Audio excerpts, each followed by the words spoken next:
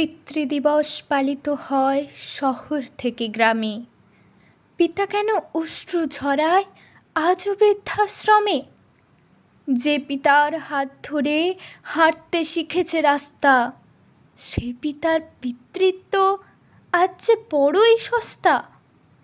মাথার ওপর বটগাছটা যতদিন দিয়েছে ছায়া, সুশিক্ষিত সন্তান তার ভুলতে পারেনি মায়া।